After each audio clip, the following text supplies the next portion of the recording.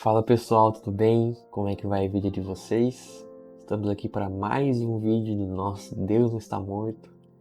Esse canal aqui que tem edificado e ajudado milhares de pessoas a encontrarem Jesus através da sua palavra. E nós hoje vamos ler aqui o Evangelho de Mateus 7, amém?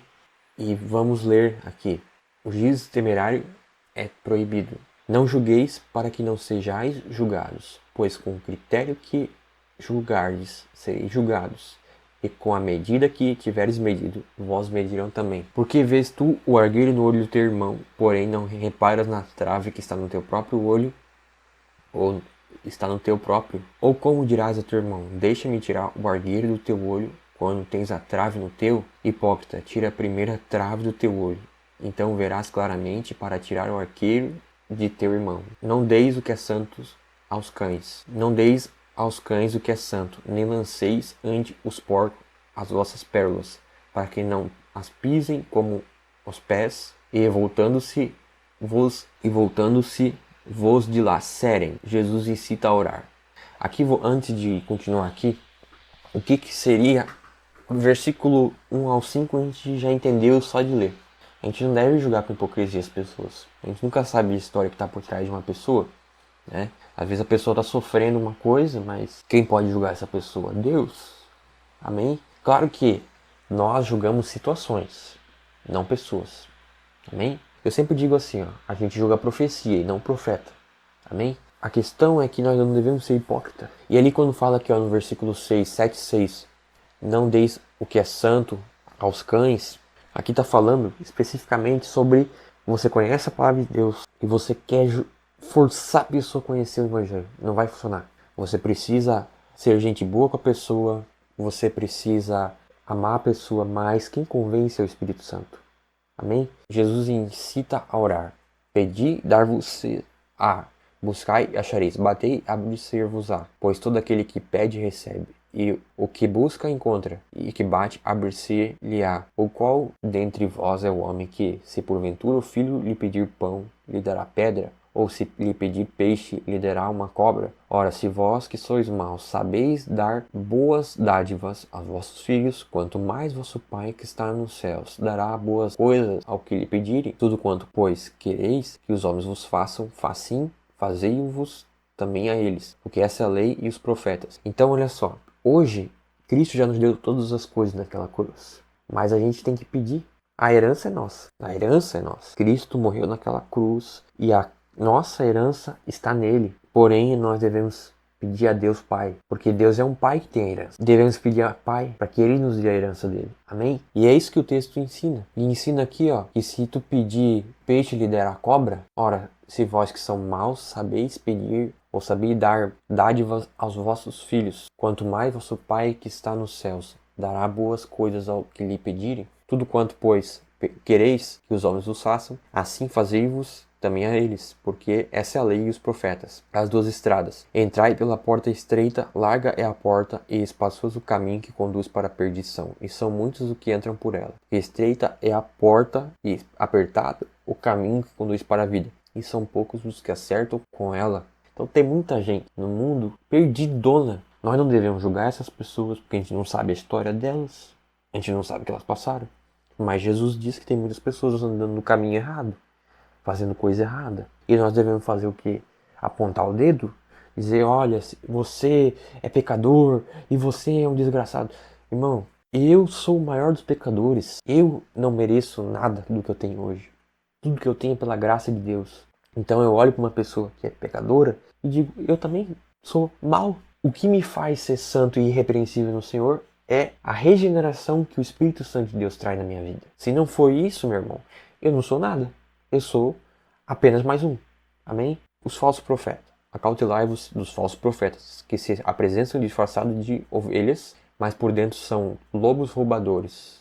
Pelos seus frutos os conhecereis. Colhe-se porventura uvas dos espinheiros ou figo dos abrolhos? Assim toda árvore boa produz bons frutos, porém a árvore má produz frutos maus.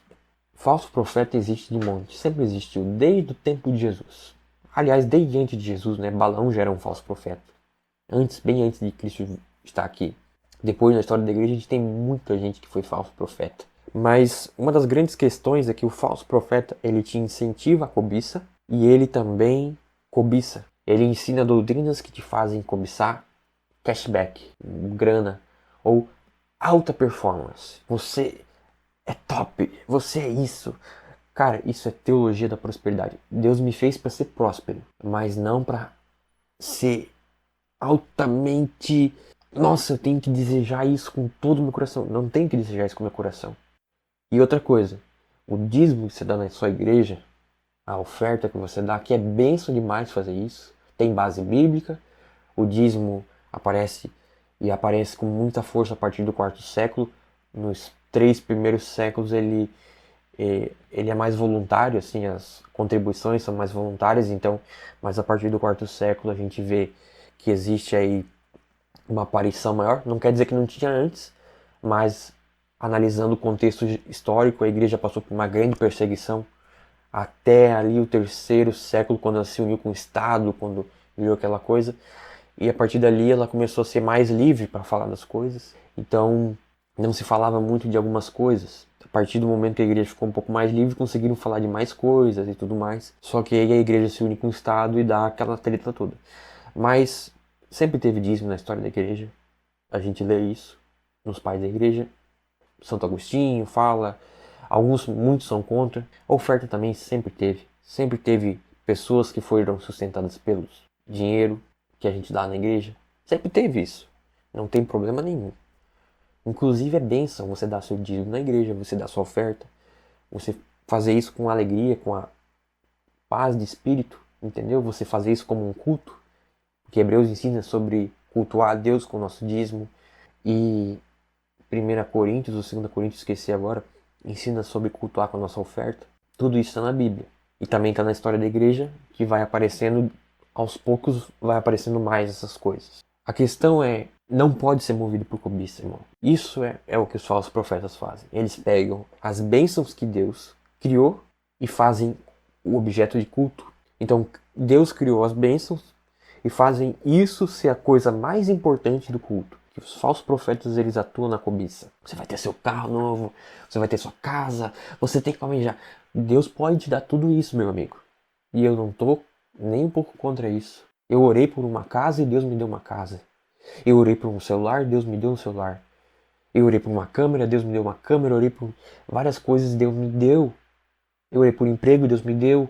Só que quando a gente vive focado muito nisso, aí que está o erro. Entendeu? E como alguém que está lendo a palavra aqui com você, ó, o versículo 17 diz assim: assim toda árvore boa produz bons frutos, porém a árvore má produz frutos maus. Não pode a árvore boa produzir bons frutos ou frutos maus, nem a árvore má produzir frutos bons. Isso aqui é muito importante, porque o texto está falando dos falsos profetas. O fruto do falso profeta você vai ver. Então, sim, você tem o direito de cobrar dos seus líderes, da sua igreja, que eles deem bom testemunho, que eles façam as coisas certas, que eles prestem conta para alguém. Por quê? Porque você servir numa igreja que não tem a palavra de Deus como a verdade, que não tem o evangelho como a verdade, você está indo pro buraco com eles. A Bíblia é aquilo que nós devemos seguir como regra de fé. Somente a Bíblia, só a Escritura. A gente tem a história da igreja como um complemento para entender como que as coisas foram andando ao longo dos séculos, para entender as doutrinas e tudo mais. Mas é a Bíblia, a nossa base de fé. Você só precisa ser um agente e deixar Deus te usar para abrir a palavra de Deus e ler. Porque esse livro muda a vida das pessoas. Esse livro tira presidiários da cadeia e faz esses caras ser pastor de igreja. A Bíblia faz isso. E isso é maravilhoso, meu irmão. Jesus é maravilhoso, Cristo é maravilhoso. A palavra dele é maravilhosa. Mas a gente tem que contar a história completa para as pessoas. A gente tem que ser verdadeiro para as pessoas que a gente está falando. Não inventar um monte de coisa maracutaia. Nós cristãos temos caído muitas vezes em conto de falso profeta. Como? Quando a nossa cobiça é atiçada.